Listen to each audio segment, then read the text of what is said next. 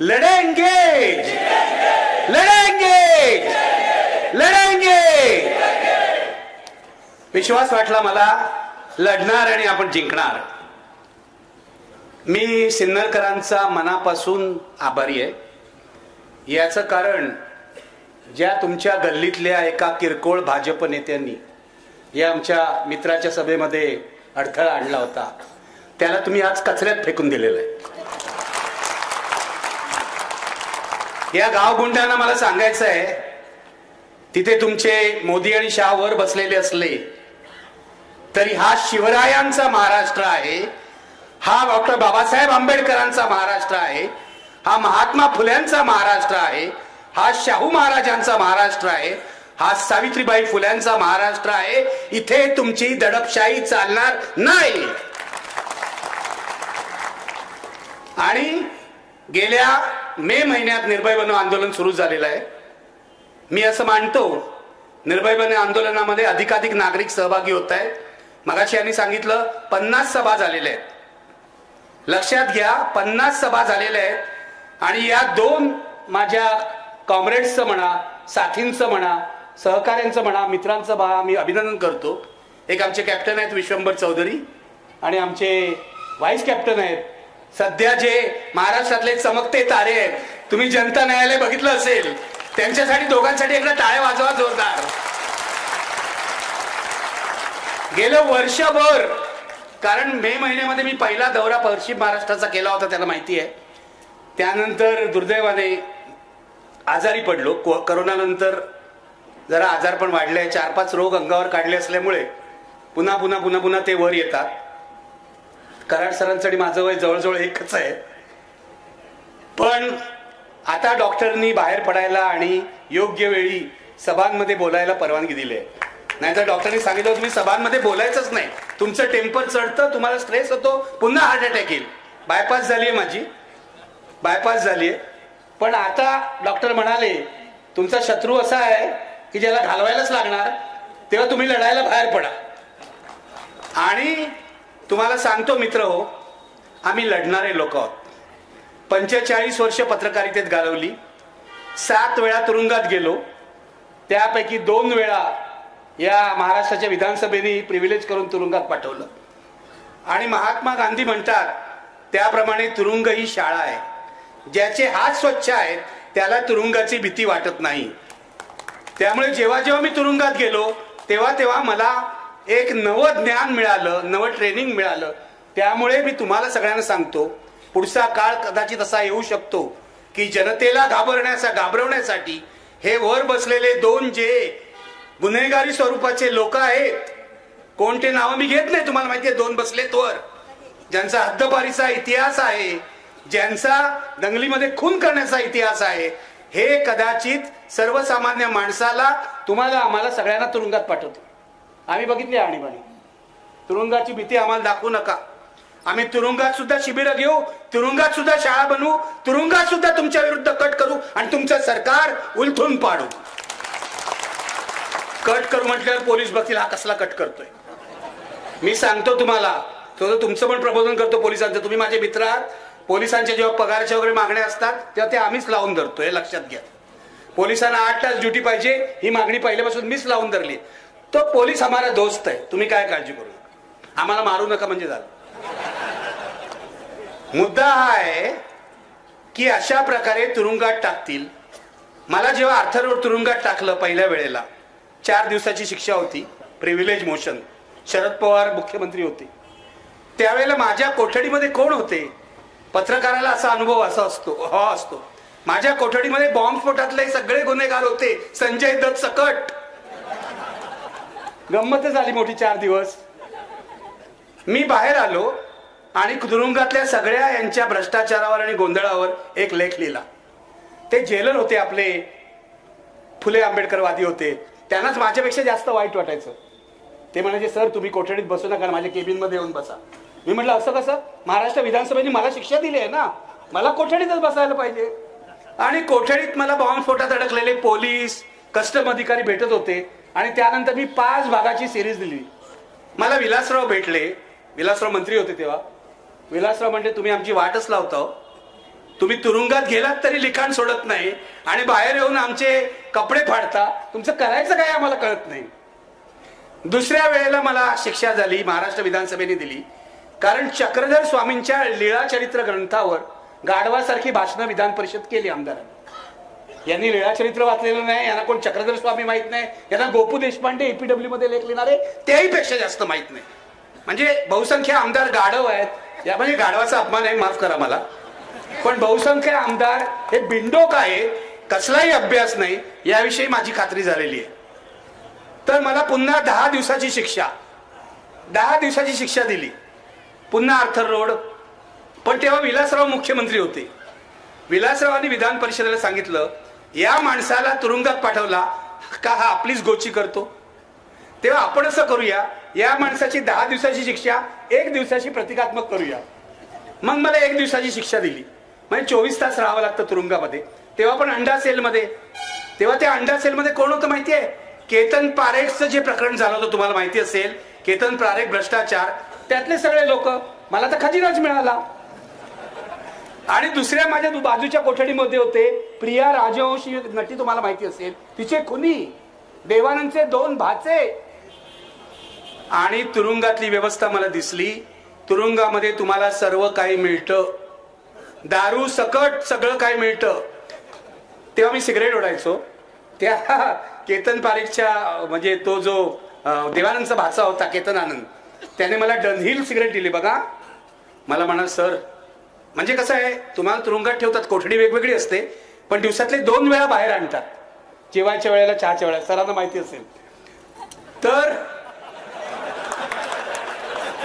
तुरुंगात जाणं काय आपलं सर सवयच आहे आपल्याला.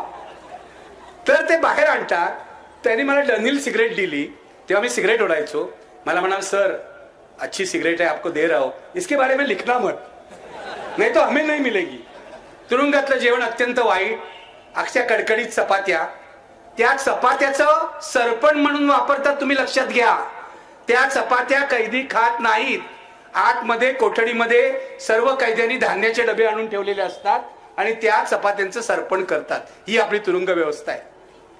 आणि ज्यांना घरचा डबा येतो, तो घरचा डबा तुम्हाला लवकर पाहिजे असेल तर त्या हवालदाराला 100 रुपये दिल्याशिवाय तो मिळत नाही. ही तुरुंग व्यवस्था आहे, सडलेली पूर्ण. कुठच्या तुरुंगात तुम्ही आम्हाला घालणार आहात? तुम्ही फक्त आम्हाला फाशीच देऊ शकता, तरच आम्ही नष्ट होऊ. आज इथे येण्याआधी तुम्हाला हा माझा फोन दाखवतो, आता मी असीमने दाखवला. गलिच्छ भाषेत धमक्या येत आहेत देवेंद्र फडणवीसांच्या अनुयायांच्या. असीमना मी दाखवलं. इथे येण्याआधी सकाळी निर्भय बनोच्या व्हॉट्सअप ग्रुपवर एक व्हिडिओ आला भारतीय जनता पक्षाच्या स्थानिक कार्यकर्त्यांचा. कोण असतील तर मला विचारायचं आहे, इथे निखिल वागडे उभा आहे, तुम्ही व्हॉट्सअप वरून धमक्या देता, तुम्ही व्हिडिओतून धमक्या देता, हिम्मत असेल तर स्टेजवर या. या इथे स्टेजवर, बघतो कोणामध्ये हिम्मत आहे. डरपोक 1 नंबरचे. मी सभ्य भाषेत बोलतो. खरं तर मला आता शिव्या द्यायचे आहेत, मी तुम्हाला सांगतो. सभ्य भाषेत बोलतो कारण ते माझं ट्रेनिंग आहे, तो माझा फुले आंबेडकरांचा संस्कार आहे. आणि इथे येण्याआधी तुम्ही आम्हाला सांगता, कराड साहेबांनी सांगितलं, रामावर बोलू नका, मोदी शहावर बोलू नका. तुमच्या बापाचं राज्य आहे काय? राज्य आमचं आहे, जनतेचं आहे. राज्य आमच्या बाबासाहेबांनी आम्हाला दिलेलं आहे. आविष्कार स्वातंत्र्याचा अधिकार आम्हाला बाबासाहेबांनी दिलेला आहे. शिक्षणाचा प्रकाश आम्हाला या माणसाने दाखवलेला आहे. आणि स्वाभिमान आम्हाला शिवरायांनी शिकवलेला आहे.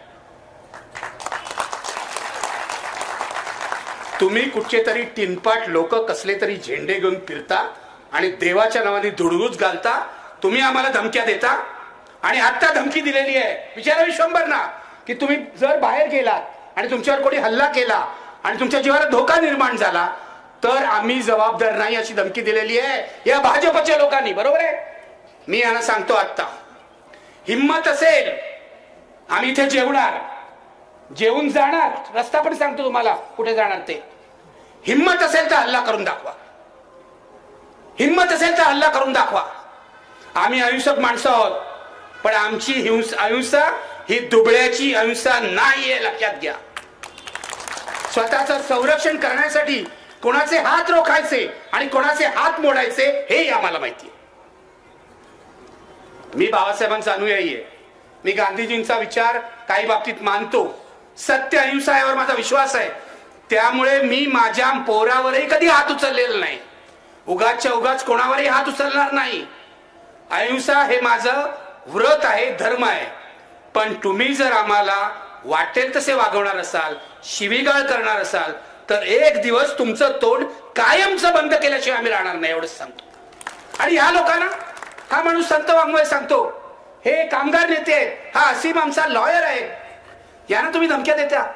अरे फुल्ली फुल्ली फुल्ली, खरंच मला राग येतो. मी नाही सभ्य, मी तुम्हाला खरंच सांगतो. या भिक्कार चोटाना ना, सॉरी मला माफ करा, बायका आहे तिथे, मी नाही देत शिव्या, पण तरुण मंडळी आहेत, राग आहे मनामध्ये. हा राग या लोकांनी महाराष्ट्राची वाट लावलेली आहे. या लोकांनी 14 साली आले, त्यांनी आश्वासन दिलं होतं विकासाचं, देशाचा विनाश केलेला आहे, लक्षात ठेवा.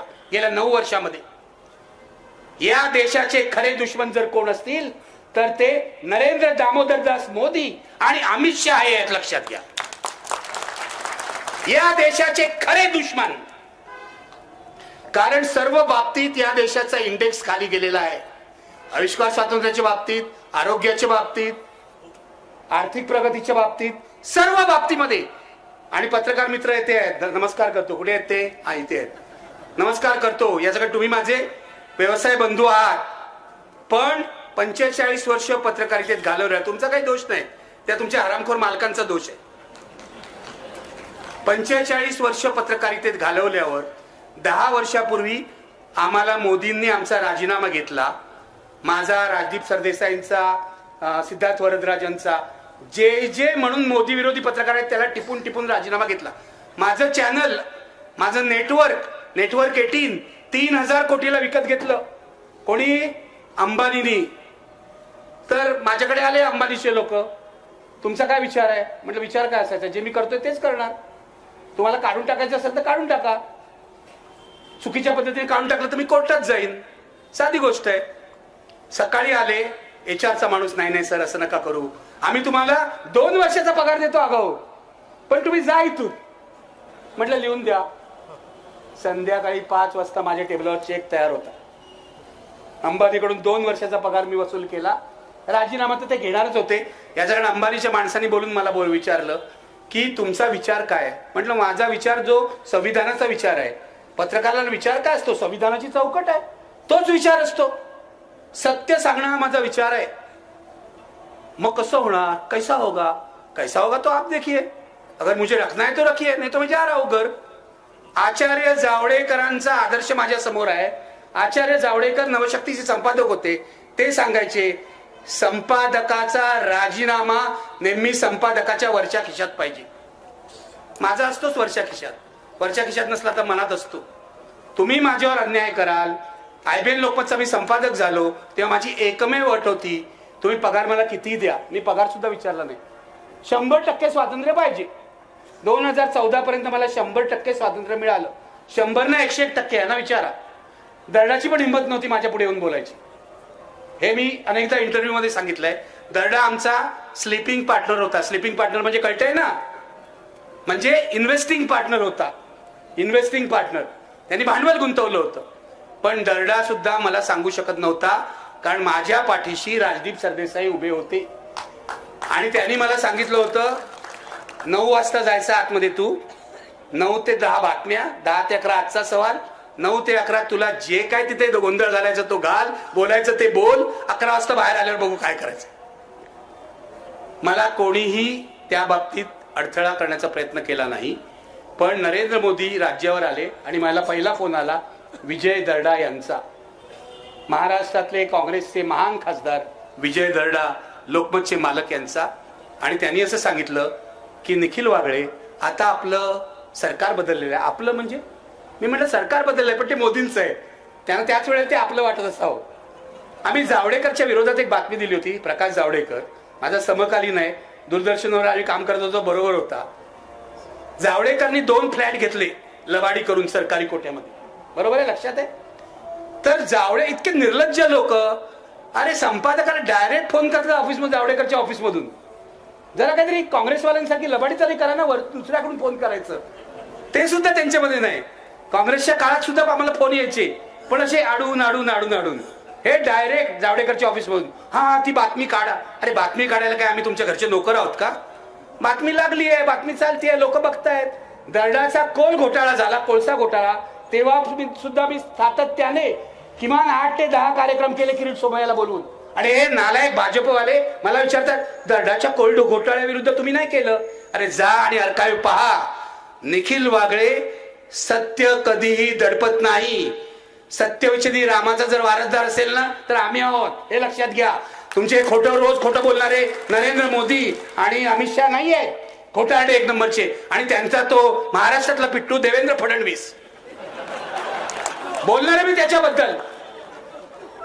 कारण त्याच माणसाला मी सगळ्यात जास्त स्टुडिओमध्ये जागा दिली होती.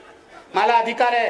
देवेंद्र फडणवीस आज जो दिसतोय ना तिथे, मुख्यमंत्री झाला, उपमुख्यमंत्री झाला, आणि काय झाला तो 2014 पूर्वी विरोधी पक्ष नेते म्हणून देवेंद्र फडणवीसना सगळ्याधिक स्पेस ही निखिल वागळेच्या कार्यक्रमातून मिळाली. सकाळी 9 वाजता फोन दिला, असं 1 तास आधी येऊन बसायचा. खरं सांगतो तुम्हाला, खोटं नाही बोलत. टेप करा आणि देवेंद्रला ऐकवा खोटं बोलतोय का. आणि लहान आहे माझ्यापेक्षा, वय काय त्याचं. त्याच्या वडिलांपासून माझ्या ओळखी होत्या. वडील बरे होते खरं म्हणजे, खरंच बरे होते हो. हा कसा असा निघाला मला कळत नाही. तर तो तेव्हा मी तुम्हाला खरंच सांगतो, मला काही राग नाही. माझं भाजप नेत्यांशी ना खूप दोस्ती आहे. विनय सहस्त्रबुद्धे, गडकरी तर मला नेहमी म्हणतात, तुम्ही आणि कुमार केतकरांबद्दल ना मला आदर आहे. म्हटलं का तुम्हाला का आमच्याबद्दल आदर? एकदा मला जेवायला बोलवलं. गडकरींचं जेवण बेस्ट, श्रीखंड पुरी वगैरे सगळं बेस्ट घरामध्ये. मला एकदा जेवायला बोलवलं, तुम्ही आणि कुमार केतकरांबद्दल मला आदर आहे. तर म्हटलं का तुम्हाला आदर आहे आमच्याबद्दल? कारण तुम्ही तुमची भूमिका कधीही सोडत नाही. हे माझे एकेकाळी भाजपवाल्यांचे संबंध होते. प्रमोद महाजनशी माझी दोस्ती होती, गोपीनाथ मुंडेंशी माझी दोस्ती होती. आता हे कोण आहेत? हे कोण आहेत? ती माणसं होती, ही म्हणजे माकडापेक्षा वाईट अवस्था आहे. मी तुम्हाला सत्य सांगतो. पूर्वीच्या काळी भाजपमध्ये माणसं होती, आता आहेत विकृत विषारी प्रवृत्ती. खरंच सांगतो तुम्हाला, माझी आणि सर्व पक्षातल्या लोकांची मैत्री आहे. पत्रकार म्हणून ठेवावीच लागते ना. परवा मला एका भाजप नेत्याचा फोन आला राम मंदिर झाल्याच्या दुसऱ्या दिवशी. इनफॅक्ट मीच त्यांना सकाळी फोन केला, तो मिस केला त्यांनी म्हणून फोन केला. माझा जुना मित्र आहे.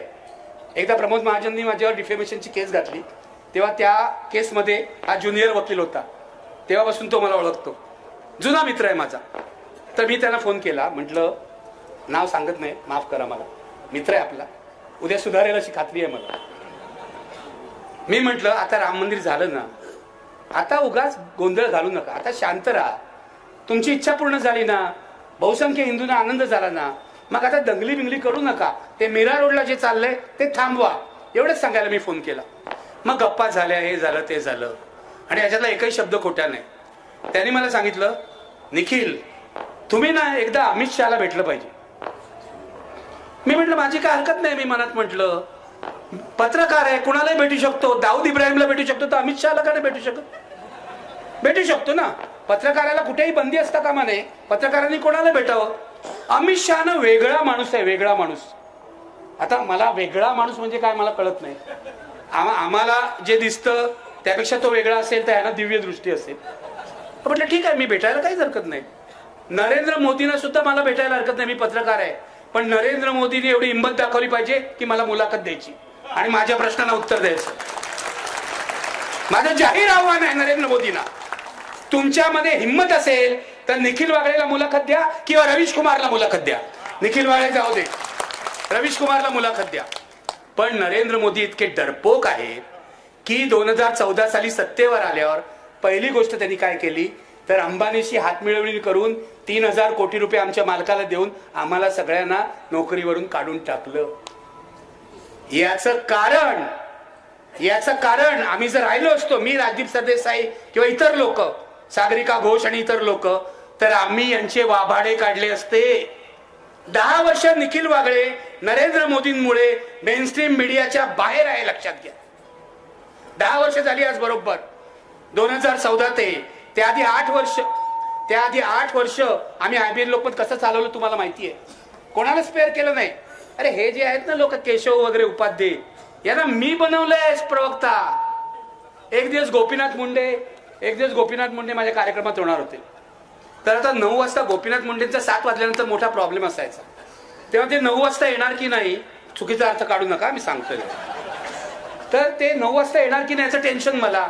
मी आमचा गणेश मोरे होता गेस्ट कोऑर्डिनेटर, त्याला पळवतोय, अरे दे गोपीनाथजी कुठे काय गेले बघ. मी दिल्लीच्या माणसांना पळवतोय, गोपीनाथ कुठे आहेत बघ. तर गोपीनाथ मुंडे 8:30ला येणार नाही जसं कळलं. त्यांचा मेसेज आला मला. त्यांचं माझं खूप चांगलं होतं. त्यांच्या संघर्ष यात्रेमध्ये मी बरोबर गेलो होतो. मला म्हणाले, निखिल आय एम सॉरी, मी येऊ शकत नाही, जरा समजून घे. म्हटलं मला सांगू नका, माझी ओबी खाली उभी आहे वरळीला तुमच्या घराखाली, मला तुमच्या जागी दुसरा प्रवक्ता द्या. म्हणाले आता कोण देऊ तुला, आता कोण ऐनवेळी प्रवक्ता येणार. म्हटलं मी तुम्हाला सुचवतो ना कोण प्रवक्ता होईल. तुमचा सेक्रेटरी आहे केशव उपाध्ये, त्याला उभा करा म्हणा ओबीवर, त्यालाही संधी मिळेल. तुम्ही नाही तर तुमचा सेक्रेटरी.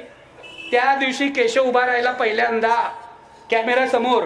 आणि या केशव उपाध्येला, हे माझं पाप आहे की मी प्रवक्ता बनवलं. असे किती लोकांना प्रवक्ता बनवलं तुम्हाला सांगू. ते काँग्रेसकडे ते प्रवक्तेच नव्हते. मग मी जनार्दन चांदूरकरांना फोन करून बोलवलं, काँग्रेस नेमेल तेव्हा मिळेल. भाई जगतापना बोलवलं, काँग्रेसने प्रवक्तेच नेमले नव्हते. असा महाराष्ट्रातला टेलिव्हिजन आकाराला आला. ही 2 सोन्यासारखी माणसं मला तिथेच मिळाली. कारण टेलिव्हिजन हा जी माणसं आहेत त्यांच्या कंटेंटवर चालतो, बोलण्यावर चालतो. बोलणारा माणूस जितका चांगला, हे असतील विश्वंभर असीम असेल, किंवा आमचे अजित अभ्यंकर असतील, किंवा आमचे सुरेश माने असतील. घटनेवर सुरेश मानेंसारखं ऑथॉरिटी नाही. असे अनेक लोक मी तुम्हाला नावं घेऊ शकेन, ज्यांना मी गेस्ट म्हणून बोलवलं आणि जे यशस्वी झाले आणि नंतर इतर चॅनलनी त्यांच्यावर उड्या मारल्या. प्रॉब्लेम असा आहे की ते प्रश्न विचारायला अँकरला पण अक्कल लागते ना. आता बघा बहुसंख्य चॅनलनी एक आमचा कमलेश सुतार सोडला तर चर्चेचे कार्यक्रमच बंद केले. का केले माहितीये? का केले मी तुम्हाला सांगतो. भारतीय जनता पक्षाने त्यांच्यावर दबाव आणला. आणि हे मी तुम्हाला पुराव्यासकट सांगतो. मी IBN लोकमत सोडल्यानंतर मी असं ठरवलं होतं, काळ काय बरा नाही, आता मी कुठे नोकरी करणार नाही. सुदैवाने माझं वय तेव्हा किती वर्षाचं होतं बघा, 10 वर्ष आधी म्हणजे 55 वर्षाचं होतं. त्यामुळे मी म्हटलं आता आपली 5 वर्ष झाली आहेत निवृत्ती, 5 वर्ष राहिलेत निवृत्तीची, मी नोकरी करणार नाही, मी फ्रीलान्सिंग करेन. मग मी मराठी, महाराष्ट्र वन इथे काम करायला लागलो. TV9नी मला बोलवला. त्यांचा CEO हैदराबादहून आला. बघा, हैदराबादहून आला तो तिकडचा तेलुगू माणूस. आणि मला त्यांनी सांगितलं आम्ही तुला सगळं स्वातंत्र्य देऊ, तू 9चा कार्यक्रम करायचा. 9चा कार्यक्रम करायचा. मी कार्यक्रम सुरू केला. शेतकऱ्यांचं आंदोलन होतं. मी नाशिकच्या मार्केट यार्डमध्ये जाऊन लाईव्ह कार्यक्रम केला आणि कार्यक्रमाला प्रचंड प्रतिसाद होता. अभिजित कांबळे जे आता BBCचे संपादक आहेत ते माझे प्रोड्युसर होते. आमची जोडी चांगली जमली होती. 3 महिने झाले. 3 महिन्यानंतर तिथे एक भाजपचा माणूस आला. त्याचं नाव आहे उमेश कुमावत. आजही ते TV9चे. उमेश कुमावत हे भाजपच्या मुखपत्राचे संपादक होते किंवा जे काय होते ते होते. उमेश कुमावत हा भाजपचा माणूस आहे. तो तिथे आला. तिने मला आल्याला सांगितलं की सर तुमचा कार्यक्रम आहे ना 9 वाजता नाही करायचा, आपण संध्याकाळी 5 वाजता करायचा. म्हणलं मी करणार नाही, तुम्ही माझ्याशी कॉन्ट्रॅक्ट केलाय प्राईम टाइमचं, मी तुमच्यावर केस टाकीन म्हटलं कोर्टात जाऊन. मग ते घाबरले. केस टाकली म्हटलं घाबरतात. मग 1 महिना आणखीन चालवलं त्यांनी. आणि मग 1 महिन्याने मला सांगितलं तुमचा कार्यक्रम आम्ही बंद करत आहोत. तसं कॉन्ट्रॅक्ट बसतंच, कधी ते बंद करू शकतात. पण हे त्यांनी देवेंद्र फडणवीस यांच्या दबावाने केलं असा माझा आरोप आहे. ज्या देवेंद्र फडणवीसला माझ्या स्टुडिओत बोलवून मी स्पेस दिली विरोधी पक्ष म्हणून, त्यांनी पत्रकारांचे गळे घोटण्याचं काम केलं. पत्रकारांना सर्व मर्यादा पुरवणं, सर्व म्हणजे काय मी आता जास्त सांगत नाही. पत्रकारांना दिवाळीला मोठमोठ्या गिफ्ट देणं, पत्रकारांना दर महिन्याच्या 1 तारखेला पाकिटं देणं, हे सगळे प्रकार भाजपचे नेते करतायत. आणि याच्यामध्ये काला म्हणा केस माझ्यावर डिफेमेशनची, मी ठामपणे सांगतो याच्यामध्ये देवेंद्र फडणवीस सुद्धा सामील आहे. वर्षा बंगल्यावर देवेंद्र फडणवीस 14 ते 19 मुख्यमंत्री असताना पत्रकारांचा एक गट होता जे देवेंद्र फडणवीसची चमचेगिरी करायची. आता मी नावं पण घेऊ शकतो, पण जाऊ दे कशाला, काय पत्रकार बरोबर नाव नको ना घ्यायला, कोणतरी आपल्यातले धडकतील. प्रेम करतो तुमच्यावर, लक्षात ठेवा. त्या पत्रकारांच्या गटाला लष्करे देवेंद्र असं आम्ही म्हणायचो. बरोबर आहे, लष्करे देवेंद्र. कारण देवेंद्र फडणवीस चमचेगिरी, त्याच्याच बातम्या लावा, त्याच्याच बातम्या प्लॅन्टिंग करा, हेच धंदे यांनी केले. माझा एक मित्र त्यांच्या ऑफिसमध्ये होता. त्यांचे 3-4 OSD माझे चांगले ओळखीचे आहेत आणि एक OSD तर खूपच माझ्या एका डॉक्टर मित्राचा मुलगा आहे. त्यामुळे तो होता. यांच्या ऑफिसमध्ये काय चाललंय ना मला पूर्ण करायचं.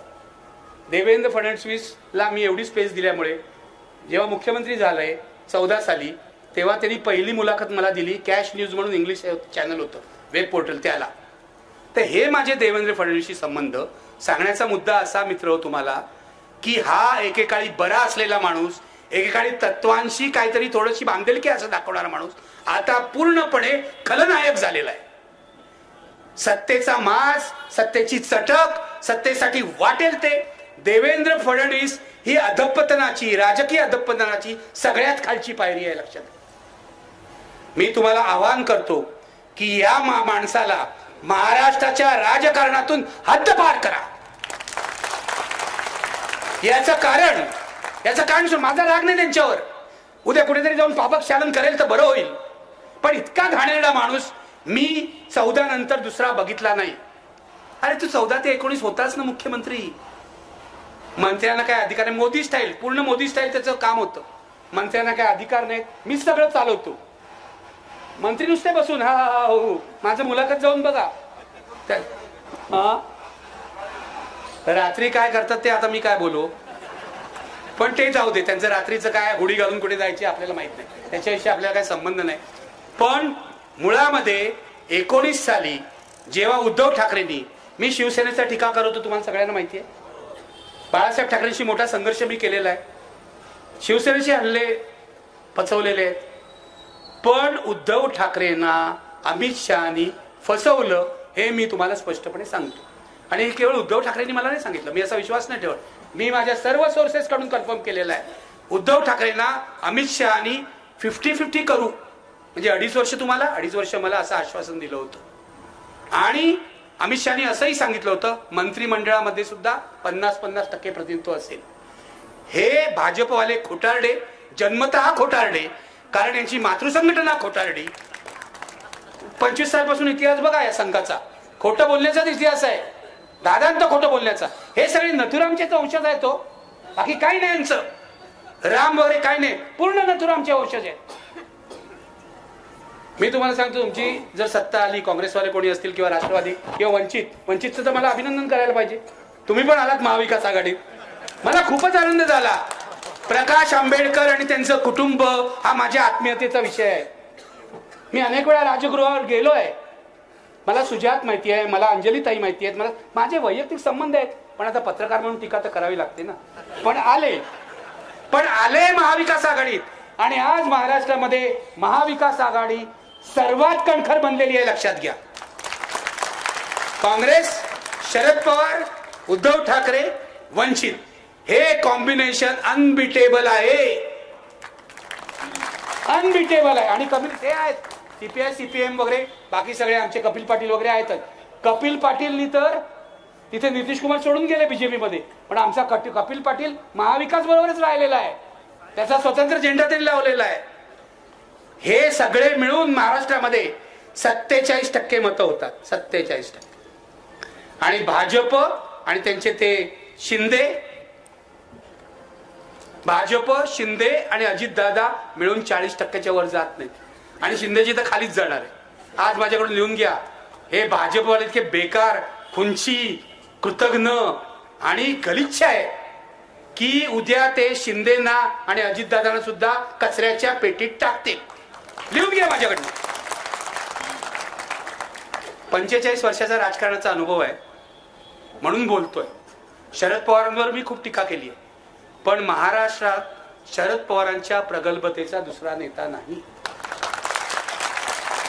मी टीका केली आहे खूप शरद पवारांवर, पण कधीही पवारांना फोन केला, पवार साहेबांना फोन केला तर ते कधीही भेट नाकारत नाहीत. वागळे तुम्ही माझ्यावर असं का लिहिलं हे असं विचारत नाहीत. हा सभ्यपणा आहे, हा सभ्यपणा आहे. उद्धव ठाकरे तर आता सत्ता गेल्यानंतर तर खूपच बदलले. मागे मी त्यांच्यावर टीका केली होती की उद्धव, माझी दोघांची दोस्ती आहे. बाळासाहेबांचं माझं वेगळं नातं होतं, उद्धवची दोस्ती, राजची दोस्ती, त्यामुळे दोन्ही घरात मी जातो. मला कोणी बंदी नाही करू शकत अशी. तर मुद्दा असा आहे की राजचा स्वभाव दिलदार आहे असं मी म्हटलं होतं आणि उद्धव ठाकरे जरा खचडू आहे तसं म्हटलं होतं आणि ते होते जरा लोकांना भेटायचे नाही, लांब ठेवायचे. पण आता गेल्या 5-6 महिन्यामध्ये म्हणजे महाविकास आघाडीचं सरकार गेल्यापासून उद्धव ठाकरे आमूलाग्र बदललेले आहेत. आमूलाग्र. आता फोनही घेतात. एकदा मी मातोश्रीवर फोन केला तर उद्धव ठाकरे फोनवर आले नाहीत म्हणून मी वैतागलो. आधीच माझं डोकं थोडंसं तापट आहे. तर मी त्या ऑपरेटरला म्हटलं, हो तुम्ही असे फोन न घेतल्यामुळे सत्ता गेली आहे, जरा आता तरी फोन घ्या. तर तो ऑपरेटर काय मला म्हणतो माहितीये, साहेब हे फक्त तुम्हीच त्याला सांगू शकाल, तुम्हीच सांगा. पण उद्धव ठाकरे आमूलाग्र बदललेले आहेत. इथे कोणी शिवसैनिक आहेत की नाही मला माहित नाही, पण हा उद्धव ठाकरेंचा नवा जन्म आहे हे लक्षात घ्या.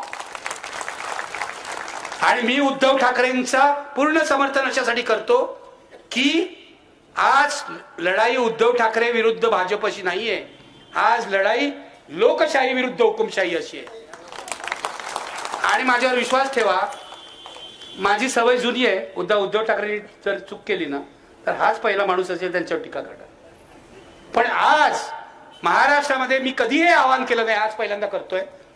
कधीही आजपर्यंतच्या सभांमधून केलं नाही, कोणाला हरवाय सांगितलं, कोणाला जिंकवाय सांगितलं नाही. आज पहिल्यांदा तुमच्या सभेमध्ये करतोय आणि यापुढच्या महाराष्ट्रात प्रत्येक सभेत करीन. महाराष्ट्र धर्माला कलंक असलेल्या भारतीय जनता पक्ष आणि त्यांच्या सोबत्यांचा पराभव करा.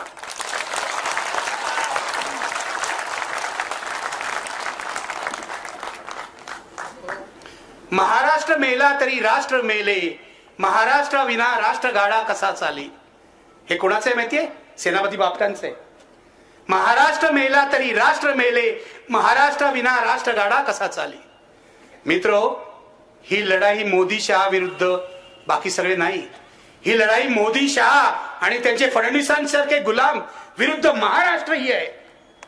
या सगळ्या महात्म्यांना साक्षी ठेवून आपल्याला हे ठरवायला पाहिजे की कोणत्याही परिस्थितीत जीव गेला तरी महाराष्ट्र धर्माचं आपण रक्षण करायला पाहिजे. कोणत्याही परिस्थितीत. इथे तरुण मुलांना मी सांगतोय, तुमच्यामध्ये रक्त सळसळत असेल ना तर जागे व्हा. हे भाजपची जी आहेत ना, अशी धमक्या देणारी, त्यांचा तर खिचगंटीतच ठेवत नाही. पण मी त्यांना आवाहन करतो, तुम्हाला जर तुमची कुटुंब सुरक्षित पाहिजे असतील पुढच्या काळामध्ये, नाहीतर हे ब्रिजभूषण शरण सिंग सारखे लोक तुमच्याच घरात घुसतील, तुमच्याच घरात घुसतील. भाजपमध्ये काय चाललंय तुम्हाला सांगितलं ना, अंगावर काटा येईल आतमध्ये. कळलं का? कोण कोणाचं काय करतोय सांगितलं ना, आणि कोण कोणाचं काय कापायचा प्रयत्न करतोय. आज जास्त बोलत नाही, नाहीतर माझाच काटा काढतील लोक. पण महाराष्ट्राची परंपरा आमच्या आचार्य अत्रेंची आहे. आचार्य अत्रे आम्हाला मार्ग दाखवतायत की तुम्हाला सत्य बोललं पाहिजे आणि त्याच मार्गावरून आम्ही चालतोय. ही लढाई महाराष्ट्र धर्माची लढाई आहे. गुंड प्रवृत्तीच्या 2 गुजरात्यांनी महाराष्ट्र वेठीला धरलेला आहे. गुजराती मराठी असं बोलायला मला आवडत नाही. याचं कारण मी महाराष्ट्रातले गुजराती सुद्धा महाराष्ट्रीयन आहेत असं मानतो. पण या 2 गुंड प्रवृत्तीच्या गुजरात्यांनी महाराष्ट्र वेठीला धरलेला आहे. मुंबई बर्बाद करायचं षडयंत्र त्यांनी केलेलं आहे. आणि मुंबई मधले किती उद्योग, आता शेवटचा म्हणजे तो डायमंड बाजार तर गेला सुरतला, माहितीये तुम्हाला. आता तिथे जाऊन त्यांच्यापुढे इतक्या अडचणी आल्या की डायमंड व्यापारी परत यायला लागले. अरे मुंबईने तुम्हाला आसरा दिला, मुंबईने तुम्हाला रोटी दिली, तुम्ही तिकडे जाऊन ढोकळा खाताय, लाज नाही वाटत तुम्हाला? परत या ना. नाही मिळत ना तिथे, काय मिळालं नाही ना, मोदींनी काय दिलं नाही ना, फक्त 75 अंकित बिल्डिंग उभी केली. आणि आता तर काय झालं सांगतो, फिल्मफेअरचा सोहळाही या वर्षी अहमदाबादला झाला. म्हणजे हे तिथे साबरमतीच्या झुल्यावर बसले त्या चीनी पंतप्रधानांबरोबर, लक्षात आहे ना. साबरमतीच्या किनारे झुले पे बैठे मोदी जी और वो चीन का प्राइम मिनिस्टर. काय झालं? घुसला ना चीन आतमध्ये, घुसला ना. कुठे गेला तुमचा झुला? हे काहीच करू शकत नाहीत कारण हे नादान आहे. यांना भारताचं संरक्षणही करता येत नाही. आम्हाला सांगितलं 370 कलम काढून टाका. माझी हरकत नाही. माझी हरकत अशासाठी नाही की मुळामध्ये ते कलम आहे ना ते अत्यंत मिळमिळीत झालं होतं आणि त्यातल्या अनेक तरतुदी ज्या आहेत त्या काँग्रेस सरकारच्या काळात रद्द करण्यात आल्या होत्या. काढून टाका, माझी काय हरकत नाही. 370 कलम काढलं ना, माझी काय हरकत नाही.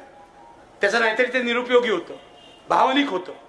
मुद्दा असा आहे 370 कलम काढल्यावर काश्मीर मधले व्यवहार सुरळीत होतील, दहशतवाद राहणार नाही असं आश्वासन तुम्ही दिलं होतं. मग आता काश्मीरी पंडितांना कोण मारतंय? बघा किती हल्ले झाले. 370 कलम काढल्यानंतर किती हल्ले झाले बघा. काय झालं बघा. मी पुलवामाबद्दल तर बोलतच नाहीये, कारण पुलवामा कोणी केलं या माझ्या मनात संशय आहे. काश्मीरचे राज्यपाल, काश्मीरचे माजी राज्यपाल सत्यपाल मलिक, तुम्ही पेपर वगैरे वाचता ना? हो म्हणा जर जोरात. सत्यपाल मलिकने काय आरोप केला तुम्हाला माहितीये की पुलवामाच्या घटनेमध्ये या जवानांना जायला जर विमानं दिली असती तर हे सगळे जवान वाचले असते. पण मोदी सरकारने, मला असं वाटतं राजनाथ सिंग तेव्हा होते होम मिनिस्टर, त्यांनी ही व्यवस्था केली नाही म्हणून आमचे जवान मारले गेले. जवानांचं रक्त हाताचं लागलंय मोदी आणि या सर्व लोकांच्या. कसलं राष्ट्रप्रेम सांगता तुम्ही? एक नंबरचे देशद्रोही लोक आहात. आम्हाला राष्ट्रप्रेम सांगू नका. आमच्या आई वडिलांनी, आमच्या नातेवाईकांनी लाठ्या खाल्लेल्या आहेत, जेलमध्ये गेलेले आहेत. तुम्ही सांगता आम्हाला राष्ट्रप्रेम? तुम्ही जवानांना मारलं. आणि का बोललं जात नाही? कारण या देशातला मीडिया अत्यंत लाचार झालेला आहे. मी तुम्हाला एक गोष्ट सांगतो आणि सत्य आहे, आणि वर्तमानपत्राचं नाव घेऊन सांगतो, उद्या माझं भाषण कदाचित छापणार नाही. लोकमतच्या मालकांनी फरमान काढलं की सत्यपाल मलिकचं एकही स्टेटमेंट छापायचं नाही. आणि तुम्ही चेक करू शकता, लोकमतच्या फायली जाऊन बघा सत्यपाल मलिकचं काय छापलंय. हे लोकमतच्या मालकांनी फरमान काढलं आणि हे मला माझी सूत्र सगळीकडे असतात, ती बरोबर योग्य माहिती देतात. हे जो माणूस 2 टर्म का 3 टर्म काँग्रेसचा खासदार झालाय त्याला लाज नाही वाटत? मला लाज वाटते. लोकमत हा महाराष्ट्रात सगळ्यात मोठा पेपर आहे असं म्हणायला. तिथे ते सकाळवाले कोण आहेत आपले, काय नाव त्यांचं, पवार, अभिजित पवार. बोलू ना का थांबू? अभिजित पवार. आता हे अभिजित पवार, पवारांच्या कुटुंबातले अमुक तमुक, हे जाऊन मोदींना भेटतायत. मोदीने हात लावला काय, सोनं बिनं होतं की मला कळत नाही. प्रत्येक मालक, आता हे पुढारी नावाचे चॅनल निघाले, हे माझा असा आरोप आहे हे भाजपच्या सांगण्यावरून काढण्यात आलेलं आहे, भाजपच्या दबावाने काढण्यात आलेलं आहे. आणि इथल्या प्रत्येक चॅनलला आणि पेपरला, पत्रकारांनो तुमच्यावर बोलत नाही, तुमच्या मालकांवर बोलतोय, तर इथल्या प्रत्येक पेपरला आणि प्रत्येक चॅनलला कोट्यावधी रुपयाच्या जाहिराती दरवर्षाला दिल्या जात आहेत. कोट्यावधी रुपये सारले जात आहेत त्यांच्या तोंडामध्ये. पूर्वी कसं पत्रकार पाकिटं वगैरे घ्यायचे. मी जिल्ह्याच्या ठिकाणी जातो, माफ करा पण खरं बोलायला पाहिजे ना, तेव्हा मला आपले कार्यकर्ते सांगायचे, सर काय झालंय, हल्ली 25-30 लोकांना तर पाकिटं द्यावीच लागतात. म्हणजे सातारा जा, कुठे अमरावती जा, प्रत्येक ठिकाणी पत्रकारांना पाकिटं द्या. कार्यकर्ते बरोबर आहे? बघा बरोबर आहे, हे रिपब्लिकन पक्षाचे आहेत. कार्यकर्त्यांना विचारा पत्रकारांना पाकिटं द्यावी लागतात की नाही. हे सत्य आहे. पण मोदीजी हुशार तुमच्यापेक्षा. ते म्हणाले पत्रकारांना कशाला पाकिटं द्यायची, मालकालाच देऊ, डायरेक्ट ऑफिशियली जाहिराती देऊ मालकाला. अशा प्रकारे सगळ्या प्रेसचं दमन करण्यात आलेलं आहे, आवाज बंद करण्यात आलेला आहे. रवीश कुमारचं युट्यूबवर आता सगळे प्रेक्षक युट्यूबवर का वाढले तुम्हाला माहितीये? रवीश कुमारचे सबस्क्रायबर 70 लाख झालेले आहेत. 10 लाख त्याच्या व्हिडिओला हिट्स मिळतात. इतर अजित अंजुम असतील, आणखीन कोण कोण असतील, त्यांच्याही व्हिडिओला हिट्स मिळतात. नशिबाने अजून मी जिवंत आहे, लोकांना माहिती आहे, त्यामुळे माझ्या याला मिळतात. पण सांगायचा मुद्दा की लोक टेलिव्हिजन सोडून युट्यूबकडे का वळले, याचं कारण युट्यूब मधून आपल्याला काहीतरी अजून स्वतंत्र आवाज ऐकू येतोय असं लोकांना वाटतं. पण तुम्हाला आणखीन एक गोष्ट सांगतो जी तुम्हाला माहिती आहे की नाही मला माहित नाही. रवीश कुमारच्या युट्यूब चॅनलवर जाऊन हा व्हिडिओ बघा. थोड्याच दिवसात मोदीजी एक बिल आणतायत, युट्यूब सेन्सॉर करणार आहेत. या इलेक्शन नंतर सोशल मीडिया सेन्सॉर होईल. म्हणजे आमचे आवाज पोचणार आहेत की नाही मला माहित नाही, पण जर लोकशाही मार्ग तुम्ही बंद केलात आमचा आवाज पोचायचा, तर आम्ही भूमिगत मार्गाने प्रयत्न करू. आणि लागलं, बिल लागू झालं, अजून हे नाही झालं, इम्प्लिमेंट झालं नाही. पास झालंय, इम्प्लिमेंट झालं नाही. तुम्ही हा जाऊन व्हिडिओ बघा रवीश कुमारच्या याच्यावर. मी तुम्हाला स्पष्ट सांगतो, जर तुम्ही आमचे आवाज लोकशाही मार्गाने बोलण्याचा आवाज बंद केला तर आम्ही भूमिगतरित्या काही करू. जसं उषा मेहतानी भूमिगत रेडिओ चालवला रेडिओ, भूमिगत रेडिओ स्वातंत्र्य आंदोलनामध्ये. आमच्याकडे खूप उपाय आहेत. आणीबाणीमध्ये सुद्धा आम्ही अशा प्रकारची मॅगझिन्स आणि पॅम्पलेट काढलेली आहेत जी लोकांमध्ये डिस्ट्रीब्यूट करत होतो. आम्ही लहान होतो तेव्हा, कॉलेजमध्ये होतो, रुईया कॉलेजमध्ये. एकदा पोस्टर लावत होतो आम्ही, दुर्गाबाईंनी पद्मश्री सोडली, पु ल वि स खांडेकर तुम्ही कधी सोडणार, एवढं साधी पोस्ट. कारण दुर्गाबाईंनी पद्मश्री सोडली होती आणीबाणीमध्ये, पु ल आणि यांनी सोडली नव्हती. तर आमच्या पाठी तिकडे टिळक ब्रिजच्या खाली पोलीस लागले. हे पोरांनो काय करताय म्हटलं, पोस्टर लावतोय. हा हटा म्हणून. आणि इतके मागे लागले की आम्हाला पळूनच जावं लागलं. पण आणीबाणीमध्ये आम्ही तरुण पोरं असताना काम केलेलं आहे, तेव्हा आम्हाला माहिती आहे आणीबाणी काय असते. आणीबाणीमध्ये आमच्या ओळखींच्यांचे वडील आया तुरुंगात होत्या, पण इंदिरा गांधींची आणीबाणी अधिकृत आणीबाणी होती. आणि मी तुम्हाला सांगतो अनुभवाने, मोदींची आणीबाणी ही अघोषित आणीबाणी आहे. मोदी कधीही अधिकृतरित्या आणीबाणी आणणार नाही. माझं असं म्हणणं आहे, इंदिरा गांधींची आणीबाणी इंदिरा गांधीने आणली, त्यांनी मागे घेतली, चूक झाली आहे त्यांनी मान्य केलं, त्यांनी देशाची माफी मागितली. माझी अशी इच्छा आहे, इंदिरा गांधींच्या आणीबाणीपेक्षा मोदींची ही अघोषित आणीबाणी भयंकर आहे. याचं कारण इथे माणसांचे जीव घेतले जात आहेत, हे लक्षात घ्या. कायद्याच्या चौकटीत बसून माणसांचे जीव घेतले जात आहेत. जशी इंदिरा गांधींनी माफी मागितली ना, तशी एक दिवस या मोदी शहाला मागावी लागेल अशी माझी अपेक्षा आहे, इच्छा आहे. विश्वंभर म्हणतील, तुम्ही जर मगाशी म्हणालात की हे हरणार आहे, तुमच्या तोंडात साखर पडो किंवा 5 किलो गुळ पडो, जे काय पडो, पण या देशावरचं सगळ्यात मोठं संकट हे आहे. हे संकट आहे. तुम्ही लक्षात घ्या, आपण 14 साली अनेकांनी मतं दिली असतील. तपासून बघा काय केलंय. आणि फसवेगिरी केलेली आहे प्रत्येक क्षेत्रामध्ये. कुठे आहेत तुमचे 15 लाख रुपये? आहेत, मिळाले का तुम्हाला? कोणाला? मी वाट बघते, माझ्या अकाउंटमध्ये येतील, अकाउंटमध्ये येतील, अकाउंट येतच नाही. प्रत्येक बाबतीत फसवणूक केले. एक नंबरचा खोटारडा माणूस, एक नंबरचा खोटारडा. आणि उद्घाटन करायला सगळीकडे ते आमच्या तिकडे सेतू, अटल सेतू झाला. अटल सेतू, अटल बिहारी वाजपेयींच्या नावाने, पण तिथे अटल कुठेच नाही, तिथे मोदीच. अटल बिहारी वाजपेयींचा फोटो सुद्धा लावला नाही या माणसाने. किती आत्मकेंद्री माणूस आहे. मगाशी तुम्ही सांगितलं, आज या अडवाणींना भारतरत्न वगैरे त्यांनी दिलं, पण राम मंदिराच्या उद्घाटनाला त्यांना बोलावलं नाही. पापक्षालन करतात भारतरत्न देऊन. ज्यांनी देशामध्ये दंगली घडवल्या त्या अडवाणींना भारतरत्न देत आहे. काय बोलायचं आपण? पण आता अशी वेळ आली आहे की मोदीपेक्षा अडवाणी बरे म्हणण्याची वेळ आली.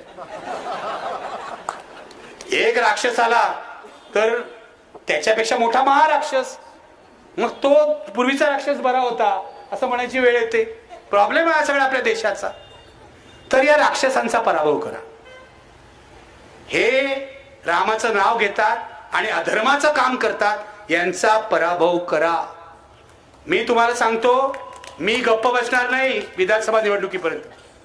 मोदी डरपोक कशासाठी आहेत? तर मोदींना साध्या महापालिका निवडणुका सुद्धा घेता येणार आल्या नाहीत, कारण त्यांना वाटतं आपला पराभव होईल. आता महापालिका निवडणुका विधानसभेनंतर होतील, कारण त्यांना सतत वाटतं शिंदे येऊन उपयोग नाही. शिंदे 5% आणले शिंदेनी, शिंदेला खोके भरपूर दिले, पण 5%च मतं आणतायत. अजितदादाचे 4%च आहेत, 5 ने 4 9, आणि यांची स्वतःची 27. किती झाली बघा. याच्या पलीकडे काय जात नाही. मुद्दा असा आहे की या लोकांनी, माझा राग यांच्यावर अशासाठी आहे, मोदी शहानी महाराष्ट्राची वाट लावली. मी कायम म्हणतो, बुद्धिवंतांचा महाराष्ट्र एकेकाळी होता, हा बदमाशांचा महाराष्ट्र झालेला आहे पूर्वीच. पण हा बदमाशांचा महाराष्ट्र यांनी आता विकायला काढलेला आहे. लक्षात घ्या, विकायला काढलेला आहे. अरे पोलीस स्टेशन मध्ये जाऊन यांचा जो गणपत गायकवाड, तुम्हाला माहितीये गणपत हे बसले तिकडे पोखरकर, गणपत गायकवाड कल्याणचा केबल ऑपरेटर, तो आमदार झाला, गेल्या वेळेला पण आमदार होता. पोलीस स्टेशन मध्ये जाऊन 6 गोळ्या मारतो. आणि कोणाला मारलं मगाशी सांगितलं नाही. कोणाला मारलं माहितीये का? शिंदे गटाच्या अध्यक्षाला मारलं त्याने. हे असेच अंतर्गत मंडळी होऊन मारणार आहेत. आम्हाला मारायचं विसरा, आधी स्वतःच बघा. स्वतःच्या सत्तेतल्या पार्टनरला यांनी 6 गोळ्या मारल्या. काय चाललंय महाराष्ट्रामध्ये? आणि फडणवीस काय भजन करतात का तिकडे? आपल्या पक्षाचा आमदार पोलीस स्टेशन मध्ये गोळ्या मारतो आपल्या मित्र पक्षाच्या अध्यक्षाला, आणि फडणवीस काय करतायत? का व्हिडिओ बघतायत गाण्यांचे?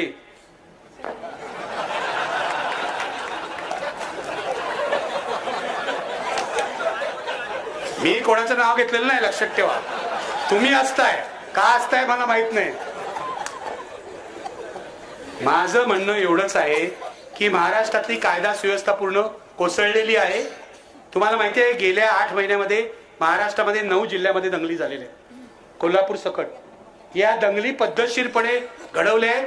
एक टी राजा सिंग नावाचा माणूस आहे, आमदार तेलंगणातला, तो इथे येऊन प्रक्षोभ भाषण करतो आणि ही 2 राणेची पोरं आहेत ना, नारायण राणेची 2 विकृत पोरं, ती जाऊन 3 आहेत का,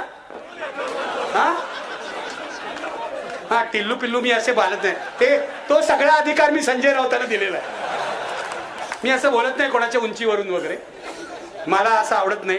पण ती जी विकृत पोरं आहेत ज्यांनी मला पण खूप त्रास दिलेला आहे, खूप बेदम मारहाण केली होती त्यांनी मला मालवणीला, आपल्या मालवणला, आणि एकदा माझ्यावर केसही घातली. पण हा नितेश राणे एकदाच कोर्टात आला फोटो काढायला, त्यानंतर 2 वर्ष कोर्टातच आला नाही. जजनी विचारलं तक्रारदार कोर्टात नाही, मी ही केस डिसमिस करतो, डिसमिस केली केवरती. अशी माणसं आहे तो. म्हणजे एक वेळ नारायण राणे बरे म्हणायची पाळी होईल, कितीही वेळी मुलं आहेत. ठार म्हणजे गेलंय कामातून ते सगळं. नारायण राणेंना मी अनेक कार्यक्रमात बघितलेलं आहे. त्यांना मी प्रश्न विचारतो, ते अभ्यास करून येतात, खूप अभ्यास करून येतात. मी परवाच्या माझ्या मुलाखतीत सांगितलं, खूप अभ्यास करून येतात. त्यांनी इंग्रजीचा शिक्षक नेमला, गणिताचा शिक्षक नेमला, अर्थसंकल्पाचा शिक्षक नेमला, भूगोलाचा शिक्षक नेमला. आता काय, मला अजिबात हसू नका, हरियाणा गँगचा जो मेंबर असतो त्याला शिक्षणाची गरजच असते ना, असते की नाही. आणि तो सुधारला तर माझा त्याला पाठिंबा आहे. असं काय करता, एक जर हरियाणा गँगचा मेंबर सुधारत असेल तर आपल्याला प्रॉब्लेम काय आहे. उलट मी कौतुक करतो, नारायण राणे अभ्यास करून येतात. पण माझ्या असं लक्षात आलं नाही, कोंबडी चोर वगैरे ते बाळासाहेबांनीच म्हणावं आपल्याला सगळं. बरोबर आहे, कोंबडी चोर त्यांना बाळासाहेब म्हणायचे, मी काय म्हणत नाही, मोठा माणूस आहे, मंत्री बिंत्री आहे, काय करत. माझा मुद्दा एवढाच आहे की अशा प्रकारचे राजकारणी इथे निर्माण झालेले आहेत. नारायण राणे, मग दुसरं ते राम कदम आहे ना, राम कदम, त्याच्या नावातच राम आहे. प्रॉब्लेम आहे सगळा, यांचं नाव राम कोणी ठेवलं हेच मला कळत नाही. त्याच्यानंतर तो एक किरीट सोमय्या, ज्याचा व्हिडिओ तुम्ही पाहिला असेल. आमच्या कमलेश सुतारनी त्यांचे कपडे उतरवून ठेवले. पोलीस चौकशी अजून करायला तयार नाहीत, लबाड आहेत. पोलीस, जी महिला पोलीस अधिकारी त्यांची चौकशी करते, त्यांनी कमलेश सुतारला एवढा त्रास दिलेला आहे ना. हे जर सगळं बाहेर आलं तर यांचे इतके वाबाडे. आणि मी तर बोलणारच आहे, तुम्ही कसलेही खटले करा, फाशी द्या, मी बोलणारच आहे. परवाची गोष्ट तुम्हाला सांगतो, सत्य तुम्हाला सांगतो. हे पेपरवाले छापत नाही तर एकदम डरपोक पैसे घेऊन करप्ट झालेले लोक आहेत. अपवाद असतील, बहुसंख्य पेपरवाले. मी तर तुम्हाला सांगेन, सत्ताधाऱ्यांची चमचेगिरी करणारे पेपर वाचू नका, सत्ताधाऱ्यांची चमचेगिरी करणारी चॅनल बघू नका. खूप युट्यूबवर अवेलेबल आहे. विश्वमल चौधरींची भाषण ऐका, असीम सरोदेंचं भाषण ऐका. तुम्ही जे सत्य बोलतात ना, यांचं ऐकायची सवय ठेवा. मीडिया सत्य बोलत नाही. मी तुम्हाला आता एक गोष्ट सांगतो, ती मीडियात कोणी छापून आली का मला सांगा. ब्रिजेश सिंग नावाचे अधिकारी आहेत, ब्रिजेश सिंग, सीएमओ मध्ये. सीएमओ म्हणजे चीफ मिनिस्टर्स ऑफिस, मुख्यमंत्र्यांच्या कार्यालयामध्ये. ते पूर्वी DGIPR ला होते, बरोबर आहे. ब्रिजेश सिंग बदमाश माणूस आहे, IPS अधिकारी आहे, पण बदमाश माणूस आहे. देवेंद्र फडणवीसचा एकदम जवळचा आहे. 14 ते 19 त्यांनी खूप त्रास दिला होता पत्रकारांना. आता परवा त्यांनी काय सांगतो केलं, मराठा रिझर्वेशन आंदोलन सगळ्यांना माहिती आहे, जरांगे पाटलांचं उपोषण सगळ्यांना माहिती आहे, जरांगे पाटलांनी आपला जीव पणाला लावला हेही आपल्याला माहिती आहे. गरीब मराठ्याला रिझर्वेशन मिळालं पाहिजे ही आपली भूमिका आहे, ही आपली भूमिका आहे. ओबीसींना पण हक्काचं रिझर्वेशन मिळालं पाहिजे ही आपली भूमिका आहे. मराठा आणि ओबीसीमध्ये संघर्ष होऊ नये असे प्रयत्न आमच्यासारखे लोक करतायत, कारण दोघांच्या हक्काचं मिळालं पाहिजे. या माणसाने असं केलं, ब्रिजेश सिंगनी. त्याने एक व्हॉट्सअप ग्रुप बनवला. व्हॉट्सअप ग्रुपमध्ये चॅनलच्या संपादकांना घेतलं. कोण कोण नावं सांगतो तुम्हाला. ती ABP माझाची जी संपादिका आहे, काय नाव, सरिता कौशिक.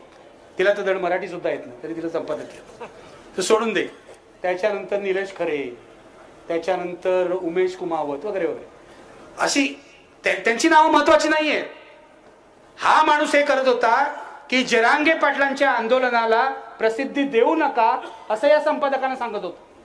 पूर्ण जरांगे पाटलांचं आंदोलन ब्लॅकआउट करण्याचा याचा प्रयत्न चालला होता. पण मला या संपादकांचं पण कौतुक करायचंय. एक खोटा FIR यांनी करवला सरिता कौशिकच्या नावाने. हा खोटा FIR माझ्या नावाने करू नका असं सरिता कौशिकने त्याला सांगितलं. मुख्यमंत्र्यांच्या कार्यालयातला अधिकारी काय उपद्व्याप करतोय बघा मीडिया बरोबर. पत्रकारांनी एक्सपोज करून टाकलं पाहिजे यांना. छापा, कोणी असतील पत्रकार तर उद्या छापून टाका, बघतो मी काय करायचं. कारण हे व्हॉट्सअप लीक झाले आणि लोकांना कुठे लीक करायचं बरोबर माहिती असतं. त्यामुळे एक लीक माझ्याकडे आला. कोणाकडे काय पाठवल्यावर कोण बडबडणार लोकांना माहिती आहे. मी बोंबलणारा माणूस आहे. मला जर सत्य कळलं तर ते माझ्या पोटात राहत नाही, ते मी बोंबलतो.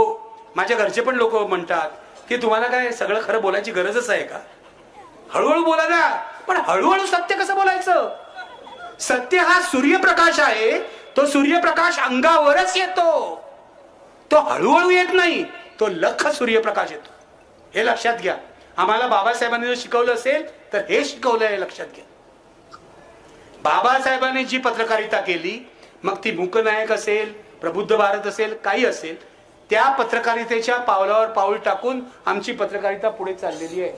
बाबासाहेब आंबेडकर ते आचार्य अत्रे अशी पत्रकारिता आहे. मध्ये प्रबोधनकर ठाकरे सुद्धा आहेत, प्रबोधनचे संपादक जे होते.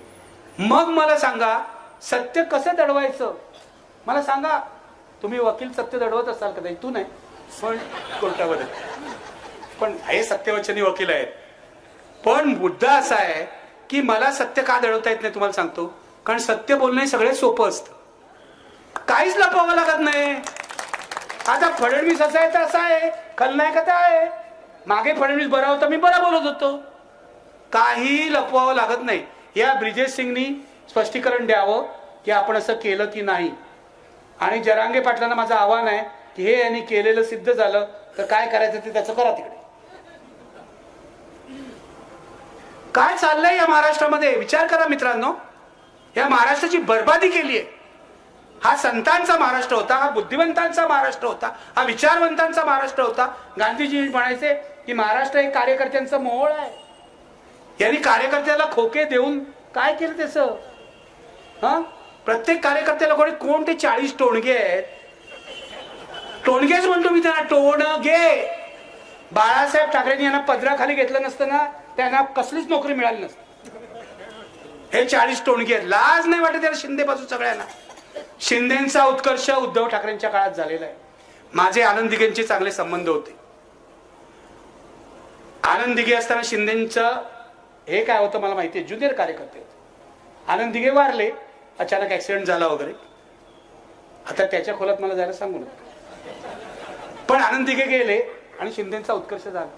शिंदेच्या उत्कर्षाला एकच माणूस जबाबदार आहे, त्यांचं नाव आहे उद्धव ठाकरे.